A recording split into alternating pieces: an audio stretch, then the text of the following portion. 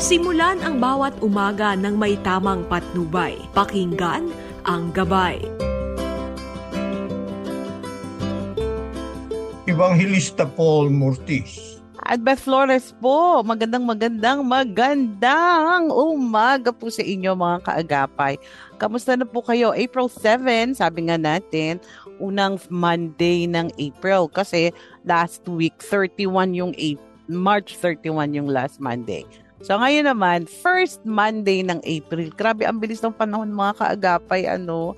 So, kamusta na po kayo? Yan. At dahil Lunes nga po ngayon, meron tayong awitin. Ready na po kayo, Daddy Paul? Ay, talagang lumiliit ang boses ng Daddy Paul pag tinatanong. Okay. O mga kaagapay, ready na ha. Yung mga kaagapay natin dyan sa Nagcarlan. Dyan sa Naik, sila Pastor Jerry. Yung mga kaagapay natin dyan sa Ascent, di ba? O, ready na. At sa buong Pilipinas at buong mundo na nakatune in sa atin. O nga, lahat kayo. Ready, sing. Monday na naman at may gagawin ng Diyos. Amen, amen, amen, amen, amen. Amen, di ba po? Amen, amen, amen yan. Kayo po ay nakikinig sa programang Gabay. Dito po yan sa 702 DZAS. At kung kayo po ay nakikinig, gamit po ang inyong transistor radio or PM radio, nakukuha nyo po ang ating programa kapag narito kayo sa Luzon. Mula po yan sa One Corporate Center mula sa Pasig na ibinabato po ng ating transmitter mula po sa Bukawi.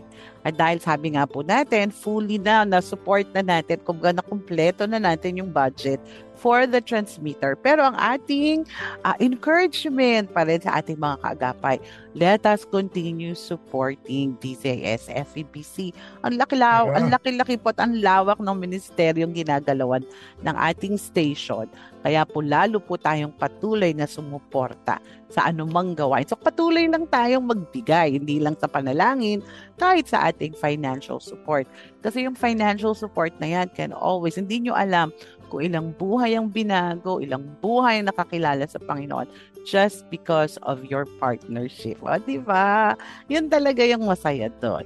So, kung kayo naman po ay nakikinig, gamit po ang inyong transistor radio at PM radio at kayo po ay nandiyan sa bandang Visayas at Mindanao, ay nakukuha niyo po ang ating programa mula po yan sa DYVS, mula po sa Bacolod.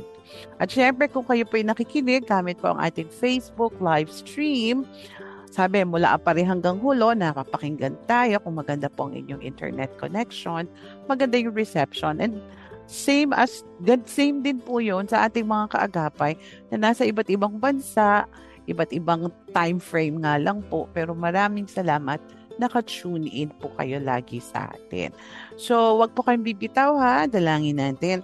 Sa loob po ng 30 minutes, meron po kayong mapulot na aral, dagdag kaalaman at syempre po encouragement para po ang ating Monday maging matagumpay na Monday.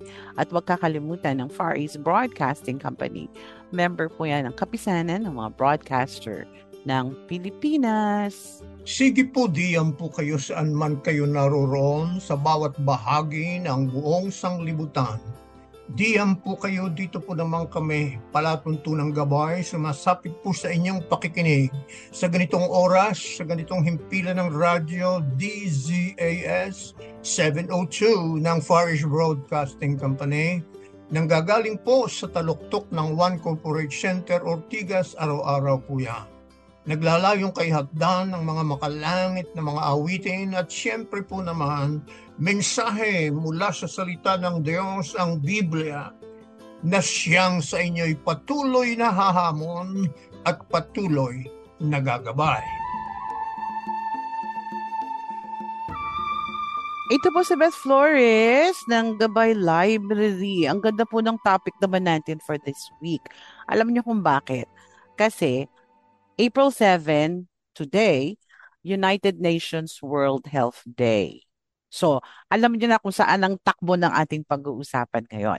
So, ang ating pong topic, 9 simple steps to create your healthiest day. Okay. Kasi po, ang healthy living ay may iba't iba pong kahulugan sa iba't ibang mga tao. Para po sa ilan, ito po yung pagising mo sa ganda ng sikat ng araw, o kaya yung pagtakbo, running, at pagkatapos ay ang pag-upo mo para uminom ng mainit na kape. O, diba? Ang sarap nun. Sa iba naman, ito ay ang pagsisimula ng araw sa pag-inom ng mainit na tubig. Ganyan po ako na may lemon. Pagkatapos po pero yung iba meron ding 9 na oras ng pagtulog. Lahat po yan may iba't ibang sense kung ano ang mas effective sa kanila. Maaring nag-iisip kung meron bang mga tweaks o mga dapat ayusin na makakatulong upang mas maging energized sila sa buong araw. So ang pag-uusapan po natin ay mga tips na madaling maisama sa ating daily routine. At ito po yung mga smart moves na makakatulong upang tayo ay mamuhay ng healthy. Kaya nga po nabanggit ko kasi nga po today is United Nations World Health Day. At magugulat kayo sa mga tips ha. Ang ganda at pwedeng-pwede at pinagkaloob na ni Lord sa atin. Sa totoo lang. Number 1, top of the line, get enough sleep. Sapat na tulog ang kailangan. So kahit tempting na pindutin yung snooze button, huwag itong gawin. Kung alam natin na kailangan na mas mahabang tulog kesa nagagawa natin, iset ang alarm nang may dagdag pang 1 oras. Di ba? Ang katawan natin ay nagsisimula na sa process ng pagising bago pa man tayo gumising. At ang pagpindot ng snooze button ang nagsisignal ng false alarm na mas lalong nagpapapagod at nahuhuli tayo off guard kapag naririnig natin ang chime sa pangalawang beses.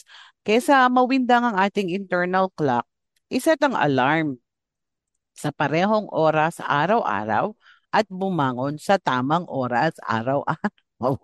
Masasanay ang ating katawan sa schedule na ito at magigising na lang tayo na hindi na natin kailangan ang alarm. O, di ba?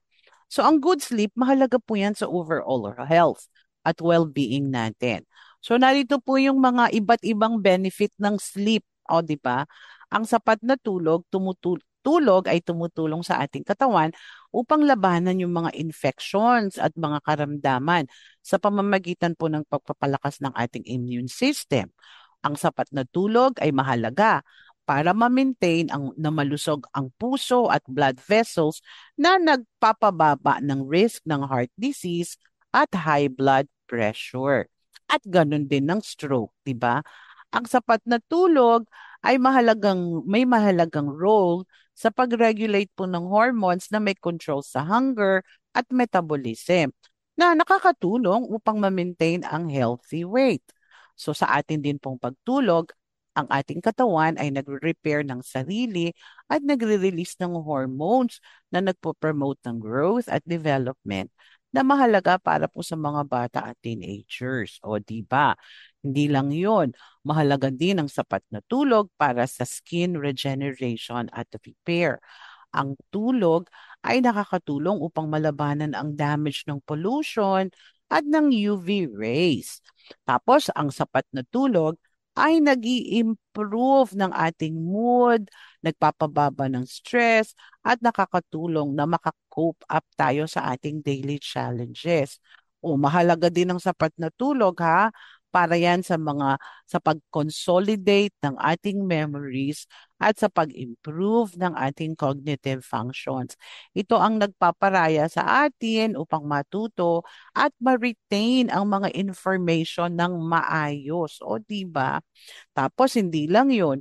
Ang sapat na tulog nagpapalawig ng ating abilidad upang makakonsentrate, makafocus, at gumawa ng mga sound o matibay na mga desisyon.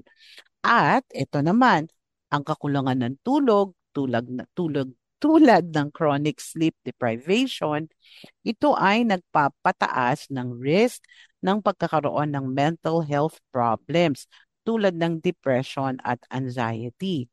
Ang kakulangan din ng tulog na ay nagpapalabo ng ating judgment at nagpapabagal ng reaction time na nagpapataas ng risk ng accidents, 'di ba? Tulad ng mga car crash at yung mga aksidente sa opisina, sa mga mechanical machines. Yan 'yon. At ang mga taong may sapat na tulog naman, mas productive, focus at creative. So, ang sapat na tulog ay nagko-contribute sa overall health at well-being. Ginagawa po tayong mas energetic, alert, at capable. O, diba? So, kailangan pa bang i-memorize yan? Kaya nga tayo ay may araw at gabi. Yan ang paglikha ng Diyos. Dahil sa gabi, para sa ating pagtulog. Subalit sa sitwasyon nga po ngayon, marami na sa atin na nagtatrabaho sa gabi at tulog sa umaga. Kaya naman po mahalaga pa rin ang sapat na oras sa pagtulog dahil ang daming benepisyo nito sa atin. At sa pagkalikha ng Diyos sa atin, kailangan natin ng sapat at tamang tulog upang maging healthy at functional tayo sa araw-araw. So ang sapat na tulog nagbibigay ng maayos na kalusugan at mahabang buhay. Kaya huwag nating abusuhin ito. Mga kaagapay, ang ganda talaga ng paalala sa Psalms 107 verse 2. Hindi dapat pakahirap magpagod sa hanap buhay o magpagal sa hanap buhay. Maaga pa lang bumabango na. Gabing-gabi na kong humimlay. Diba? Sabi ng Panginoon, pinapahinga ni Yahweh ang kanyang mga mahal. Mahalaga ang pahinga at sapat na tulog. Ito po si Beth Flores ng Gabay Library. Amen. April 7, sabi mo, healthy living. World Health. Apa. World Health. Apa. At okay, pag inom ng mainit na tubig, sabi mo, ginagawa mo yon. Tips para mamuhay ng healthy. Sleep na tama, iset ang alarm sa isang panahon, tumutulong sa ating immune system ang tamang tulog. Healthy na maayos dahil sapat ang tulog. Nag-i-improve ng ating function, retention ng mga importanteng bagay. Pero kakulangan ng tulog, sumisira sa desisyon. Energetic para makakop natin ang battle sa araw-araw. Tamang tulog, pinapapahinga tayo. Sabi ng Panginoon, kapahingahan ang ibibigay ko sa inyo upang sa gayon maayos ang takbo ninyo. Amen. Patuloy po tayo sa ating pag-aaral ng salita ng Diyos at ito po ang bibigyan natin ng pansin. Di ba ang katawan ko ay akin?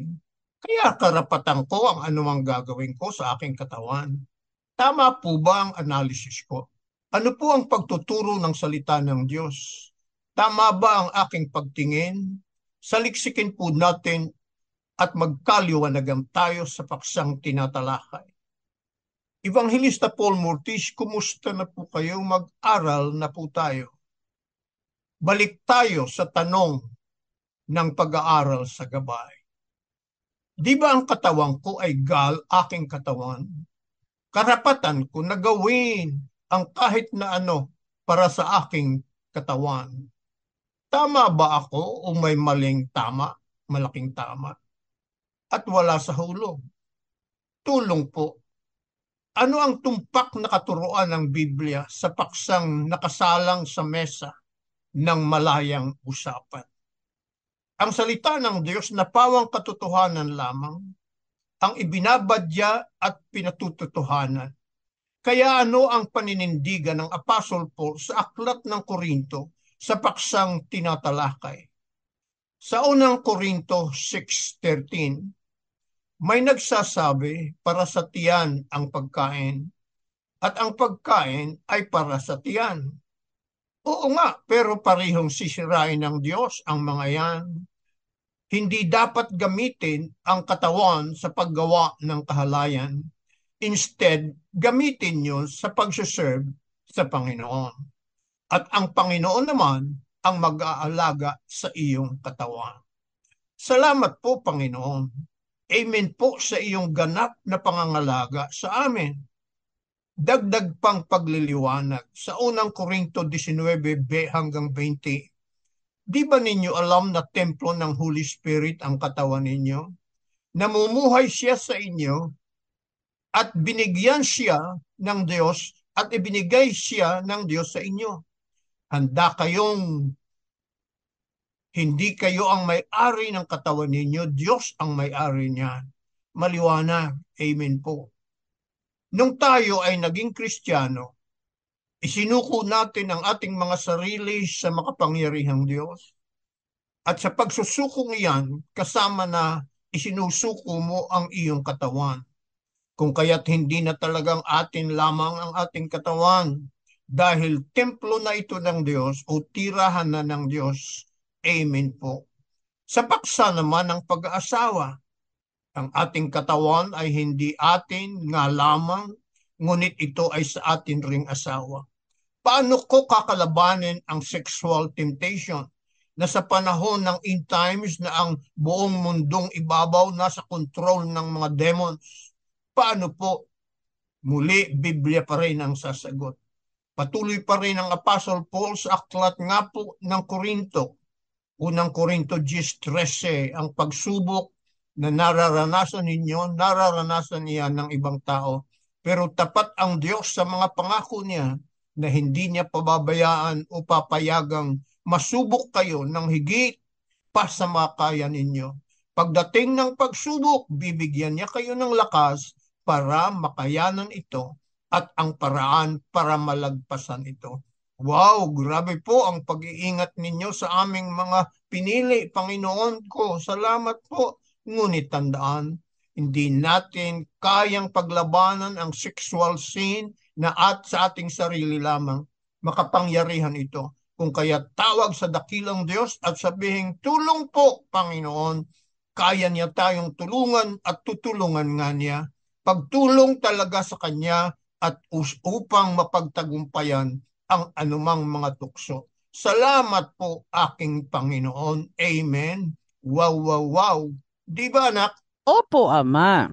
Tama-tama rin. Yan po yung discussion natin ngayon kasi pinag-uusapan nga natin yung how to take care of one's health, di ba po? So, Mm. pinag-uusapan natin yan. Yes, dun sa tanong na ano ba, yung katawan, ano mo, pangangalagaan mo yan kasi una, templo tayo Mm-mm. ng Holy Spirit pag nasa Panginoon na tayo. Pangalawa, Amen. dapat yung katawan na yan ginagamit natin for the glory of God. Kaya rin, yung katawan na yan, inaalagaan natin. Di ba po? Mhm. Kaya po mahalaga po yung tulog na po. Kasi inaalagaan po natin yan. Kasi ang tulog po ang siyang, ang ganda ng diskusyon natin kanina sa gabay. Ang lahat, ang dami. Doon yung pagbibigay sa atin ng immune system, Mm-mm. pag-repair, lahat. Kaya nga ang creation ng Diyos sa atin, matutulog, 8 hours of sleep, kung titingnan nyo nga. Eh yun nga kami, kadalasan ng mga seniors, umiikli na yung tulog namin. Ewan ko ba, pero dapat talaga, itinutulog talaga natin at hindi tayo nagpupuyat. Di ba po? Amen. Amen. Lakas ng amen ng daddy ko. Totoo yan. So, Tumutulog talaga ako. dapat. Nagbabawi ako. Ayan. Pagkatapos ng programa, natutulog uli ako. Tama po yun. Bawi talaga, ibawi. Kasi yun po yung kailangan natin. Bawal, ang lagi nga natin sinasabi, bawal magkasakit, no? Wala tayong Yeah. maayos na health system dito sa Pilipinas. Kayod tayo ng todo pag nagkakasakit tayo, di ba po? So, ang best way, alagaan ang ating sarili. Walang gastos yun, tulog. Wala naman pong gastos yan, di ba po? So, that's the best way that we can do. And when we take care of ourselves, when we take care of our health, yun po way of our stewardship, pangangalaga, at ang ating pong, sign ng ating katapatan sa pinagkatiwala ni Lord sa ating buhay. So, Amen. take care of ourselves, take care of our health. Yan, number one na usapan nga natin, sleep. So, that's the best way we can take good care of ourselves. So, pray na po tayo. Let us pray. Panginoon, maraming maraming pong salamat. Totoo yun, Lord. You have given us everything pertaining to life. At sa creation mo sa amin, sleep is very, very important.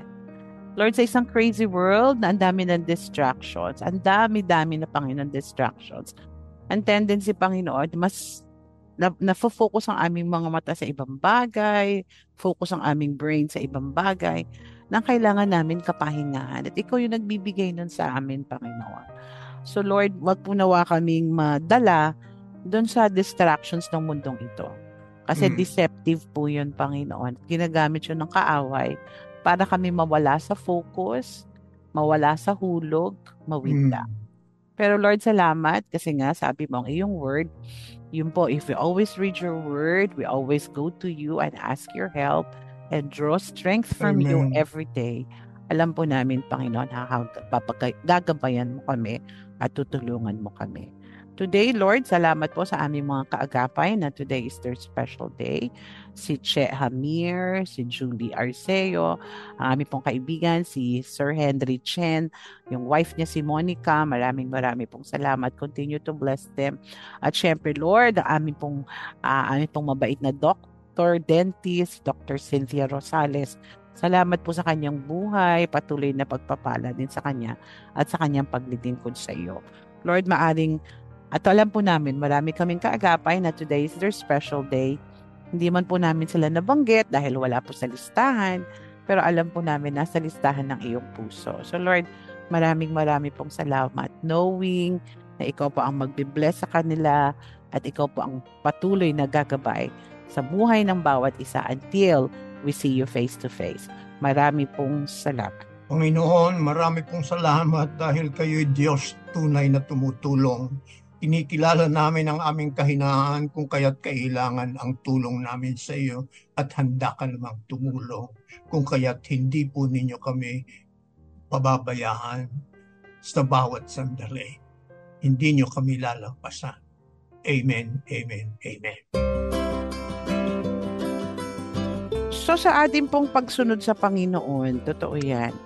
Alam nyo, it's in the simple things. It's in the being faithful in the small things. Kapag tayo po ay naging faithful sa maliliit na bagay na pinagkatiwala ni Lord sa atin, maging pera man yan, work man yan, or whatever, kahit sa ating health, kung tayo po faithful dun sa maliliit na bagay na yon, mas lalo po tayong pagkakatiwalaan ni Lord, tandaan niyo yan, ng malalaking bagay. So let us be faithful in the small things first. Para, sabi nga sa word ko, ikaw ay tapat sa maliliit na bagay, the Lord can trust you for big things. Pero kung hindi ka pwedeng pagkatiwalaan sa maliliit na bagay, bakit tayo pagkakatiwalaan sa malalaking bagay, di ba? At hindi pa natin nakikita, nalalaman yung greatness ng, yung what is malaki sa Panginoon, di ba? We never could experience that and can never comprehend. So, the more we trust the Lord. Sa mga kaagapay, first things first, get good sleep. That's a choice we have to make. Ito po si Beth Flores, lagi po nagpapaalala, life is not a series of chances, it is a series of choices. Sa ngalan po ng ating Panginoong Jesus na ating sinasamba, niluluwalhati at pinaglilingkuran, at sa pamamahalang teknikal ng kapatid na Reggie Villena. At Lourdes Magtunaw, kasama po si Kuya Bench Musura at ang ating pong mga gabay barkada dyan po sa Broadcast Engineering, Radio TV, ProdTech, Bukawi Transmitter. Pagpalain po kayo ng Panginoon, si Jericho Flores po, kasama namin dito. Ito po naman ang inyong lingkod, Evangelista Paul Mortis na nagsasabi, kapag si Yesu Kristo ang inyong gabay, hindi kayo mawawalay kailanman. Pagpalain po kayo ng Diyos, paalam sa ngayon, ngunit hanggang bukas na muli sa isa na namang gabay. Iyong narinig ang programang Hatid ay Patnubay, Gabay.